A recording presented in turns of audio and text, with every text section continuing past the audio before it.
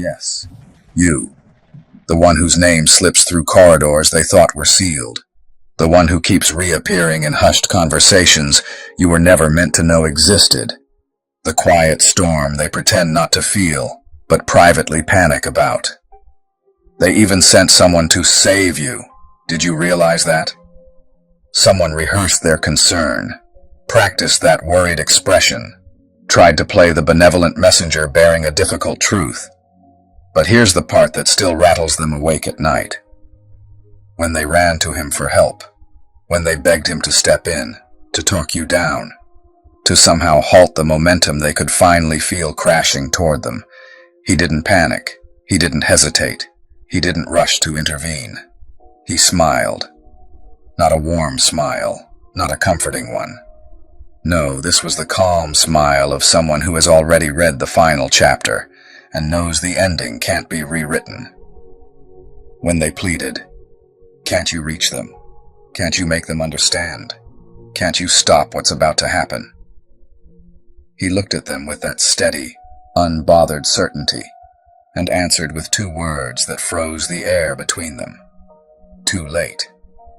Not mournfully, not regretfully, not with a shred of pity. Just a verdict, delivered like a doctor stating the truth no one wanted to hear. Too late, because what they never grasped, what they refused to accept even while every sign blazed in front of them, is that this isn't a phase to interrupt, a situation to talk you out of, or a journey you can rewind. You already crossed the threshold. You already became the thing they hoped you'd never evolve into. You already shifted into someone who doesn't need their acceptance, their control, or their 11th hour panic solutions. The second they decided you needed to be warned was the same second they silently admitted defeat. And understand this. When someone is in danger, people rush, they act, they protect. But when someone becomes dangerous, when someone transforms into something unpredictable and untouchable, that's when committees form, whispers start, and desperate emissaries are sent to negotiate with a force they don't understand. He smiled because he knows what's already true. He knows what you've been constructing in the quiet, what's been awakening beneath the surface while they mistook your stillness for surrender. They thought they had time. They believed your evolution was slow, contained, something they could monitor and interrupt. They watched your pain like spectators, misread your silence as defeat, labeled your patience as weakness, and convinced themselves your withdrawal meant you'd given up. Now they see they were wrong, and the fear in their eyes is almost poetic, because there's nothing left for them to stop. The version of you they should have respected is already here. The strength they should have never provoked is already unleashed, and the control they thought they had? Gone. You're already beyond their reach, beyond their limits, and far beyond the point where their last-minute desperation makes any difference at all. Way more longer. Yes, you. The one whose name keeps floating like static through rooms you were never supposed to be mentioned in. The one they whisper about behind closed doors with furrowed brows and lowered voices. The presence they keep circling around without ever daring to say out loud, because acknowledging you openly would mean admitting they lost control a long time ago. You don't even know how many conversations you exist in, how many private meetings turn into quiet debates about what to do with you. How many people have already tried to manage you like some kind of situation instead of a person? Because make no mistake, they aren't worried about you falling apart. They're terrified of what you're becoming. They sent someone to warn you. Do you realize how wild that is? Someone tried to play the savior, tried to wear concern like a costume, tried to place themselves between you and the storm like they had any authority over your destiny.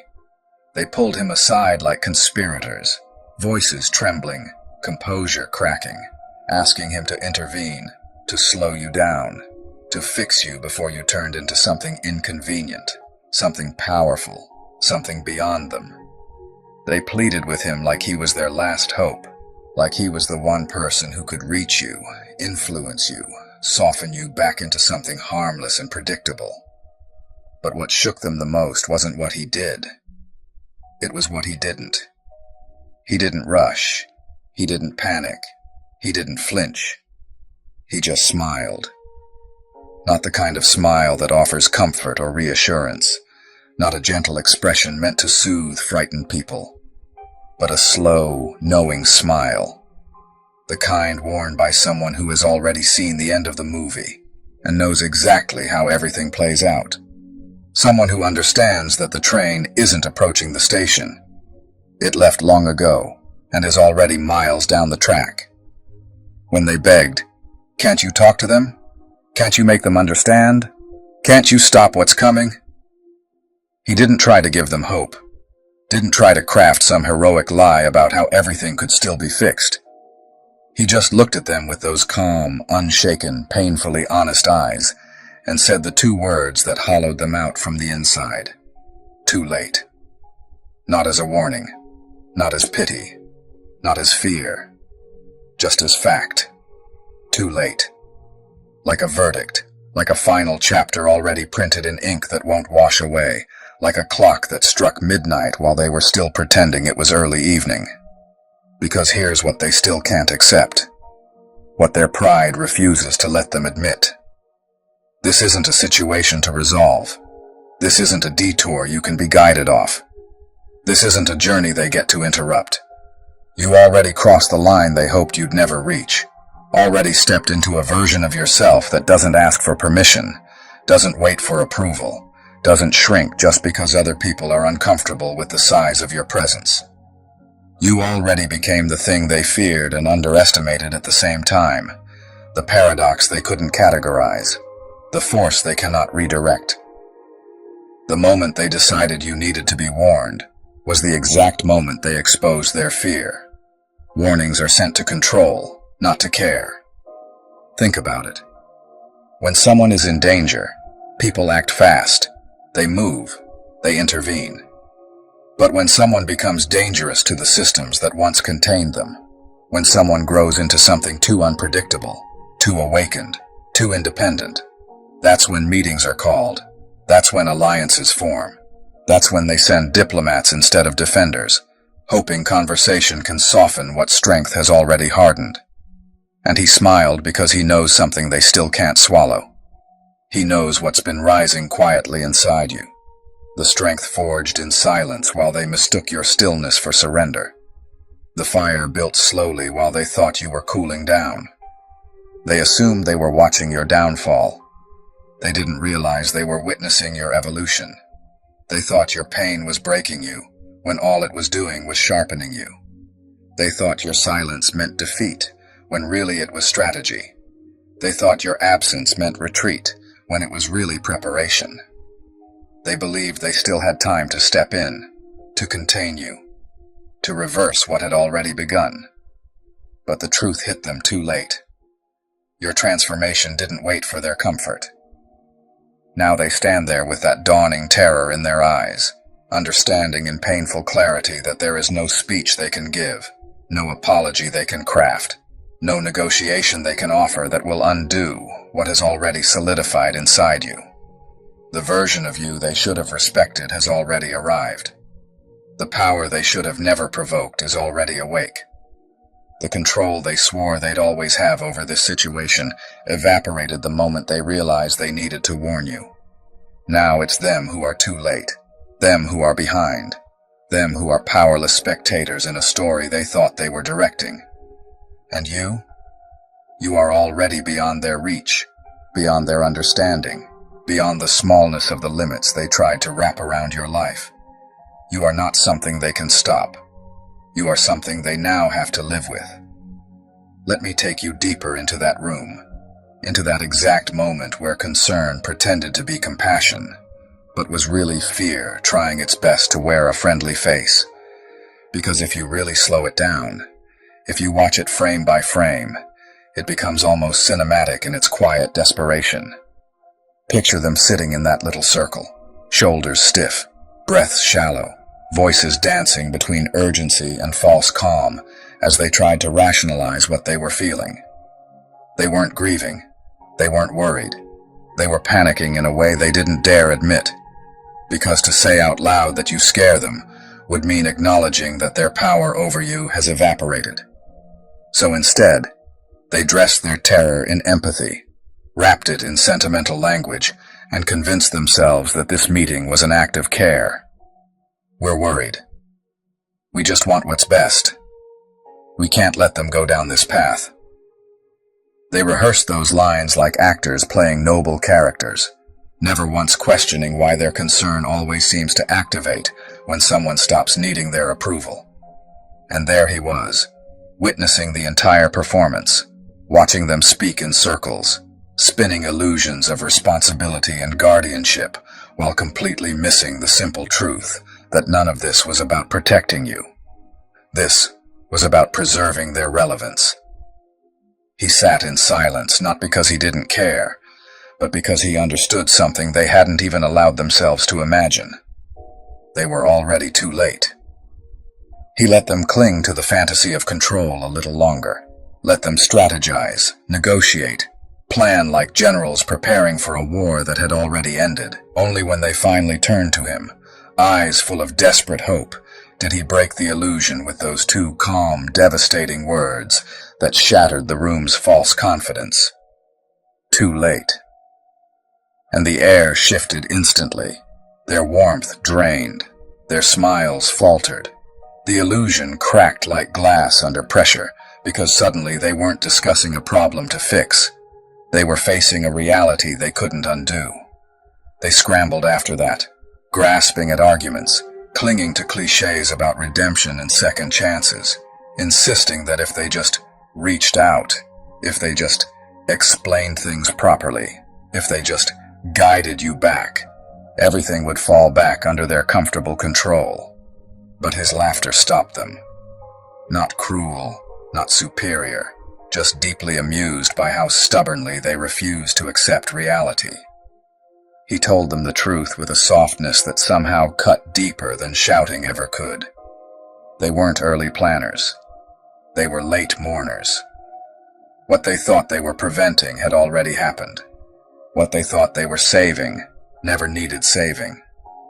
You weren't spiraling toward destruction. You had already completed an evolution so thorough, so internal, so irreversible, that they didn't even recognize you had crossed the finish line.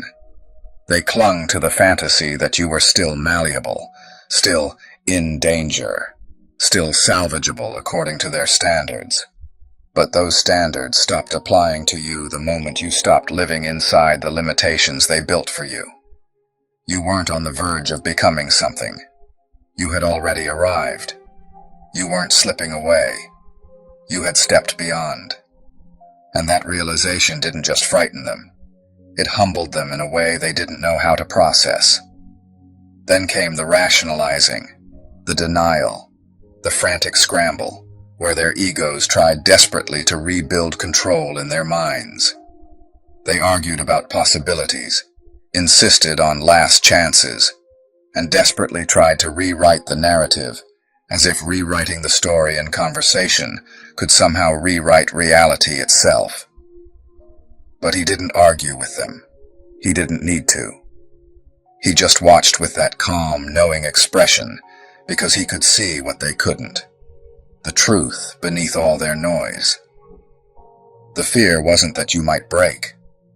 The fear was that you might no longer need them. The fear wasn't that you were heading toward ruin. The fear was that you were heading toward power, real, self-generated, untouchable power. They didn't gather because you were unstable. They gathered because stability in you terrifies them more than chaos ever could. A quiet you is frightening. A focused you is dangerous. A peaceful you is unstoppable. They're not scared of your downfall. They're terrified of your ascension, because your success means their relevance dissolves. Your evolution means their authority collapses. Your independence means their illusion of control finally gets exposed for what it always was: borrowed, fragile, temporary. And let's talk about their biggest mistake. The illusion that they were watching you closely, that they were aware of you, monitoring you, studying your behavior like analysts with front row seats to your inner world. They thought they understood you because they saw patterns, reactions, habits. But the truth is, they were staring at the surface, while the real transformation was happening somewhere they cannot measure, cannot map, cannot infiltrate. They were waiting for dramatic signals, breakdowns, explosions, public declarations of change, something loud enough to confirm their theories. Instead, your transformation unfolded in silence. It didn't come with fireworks. It came with clarity. It didn't come with chaos. It came with control. It didn't look like rebellion. It looked like detachment. While they sat there confident in their observations, you slipped beyond their systems entirely. You stopped reacting the way they expected. You stopped playing roles they were familiar with. You didn't break. You transcended. You didn't collapse. You reorganized. And it didn't happen in a grand moment of cinematic revelation. It happened on a quiet day, in a quiet space, in a quiet realization that fundamentally rewired who you were and what you would ever allow again. And because it wasn't dramatic, they missed it. Because it wasn't loud, they dismissed it. Because you didn't perform your transformation for them, they assumed nothing changed. Now the world moves differently around you, and they feel it before they understand it. Doors they thought were locked open for you without knocking. Paths they swore were blocked unfold at your feet. Outcomes twist in your favor not by accident, but because you now operate outside the limitations they still believe are universal. And that terrifies them more than anything. Reality seems to bend toward you because you finally stopped bending yourself for reality. You are no longer manageable, no longer predictable, no longer contained within their fragile frameworks. And now they're left grappling with something their systems can't calculate. You are not malfunctioning. You are not lost. You are not collapsing. You are advancing. You are the variable their equations can't solve, the anomaly their logic can't account for, the proof that everything they believed about power, control, and limitation was never absolute. You are not the crisis. They are. You are not the threat to stability. They are the ones destabilized by the realization that they never owned the narrative the way they believed they did.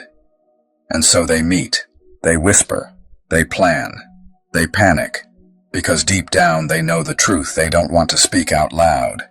You are already beyond them, and nothing they do will ever bring you back to the version of yourself that fit inside their comfort.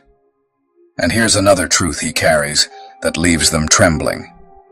They think you're acting from anger, operating from bitterness, driven by some burning vendetta. And in the beginning, maybe that wasn't entirely wrong. Maybe there were nights when rage was the only heat still burning inside of you, when vengeance was the only fantasy that felt like oxygen, when imagining justice was the only way to stay alive. But that stage ended. You outgrew it. You burned through it like rocket fuel and left it far behind. Anger got you moving, but it was never meant to be your destination, because revenge still revolves around them. Vengeance still worships their relevance. Hatred is still a form of attachment, and you've reached a state far more terrifying than anger could ever be. Indifference. This is why he said, too late to warn you, too late to pull you back, too late to convince you that you're going too far. You are not on a dangerous road. You finally left the dangerous one. You are not deviating from your path. You finally stepped onto it. You're not lost. You're finally home inside yourself. Everything they call dangerous about you is simply freedom they don't benefit from. Everything they think is a crisis is really your clarity. Everything they label as rebellion is actually alignment. They want you warned because they are afraid, not for you, but of what you represent. They want someone to deliver a dramatic intervention because they're still waiting for the moment where you return to being manageable, reasonable, predictable, controllable. That moment is never coming. The warning they want delivered to you is actually a warning they need for themselves, about the collapse of a system that cannot sustain itself when people stop needing it. But the people capable of explaining it already left the room long ago. Those who understand aren't interested in saving the old structure. They're busy building the next one. So who is going to stop you? Who is going to sit you down and beg you to shrink? Who is going to convince you to apologize for becoming sovereign? No one. Because the people who can truly see who you are becoming aren't frightened by it. They're inspired. They're watching like witnesses to a rare celestial event, learning, absorbing, respecting, recognizing. You are not a cautionary tale in their eyes. You are a reference point. You are evidence of what's possible when a human stops asking for permission to exist. And the ones who begged for you to be warned are simply going to have to live with the truth. No rescue mission is coming. No intervention is arriving. There is nothing to fix. You do not need saving. You need space. And now you finally have it. And so, after all the revelation, after all the becoming, after all the irrevocable transformation, let this moment be sealed not with fear, not with ego, but with sacred grounding. Divine Source, eternal architect, the one who witnesses every unseen evolution, we stand in acknowledgement of what has unfolded. Bless the one who crossed the threshold with no applause, who endured the fire without explanation, who rose not from spite but from truth. Strengthen them when destiny feels heavy. Guard their heart from bitterness as power awakens. Let clarity remain sharp. Let discernment remain pure. Let silence remain safe. Release every tether to validation, permission, and approval. Make their presence sovereign, their energy untouchable, their path undeniable. What you have set in motion cannot be interrupted. What you have ignited cannot be dimmed. What you have crowned cannot be dethroned. Let peace settle. Let confidence anchor. Let purpose speak louder than doubt. And as they step forward, not becoming, but being, may they remember nothing was wasted, nothing was late, nothing was accidental. Amen. And if this found you, it wasn't random. If it stirred something ancient within you, that isn't imagination. That's recognition. Stay where this resonance lives. Stay aligned with what you are stepping into. If you felt seen, affirmed, strengthened, then engage, respond, share the signal.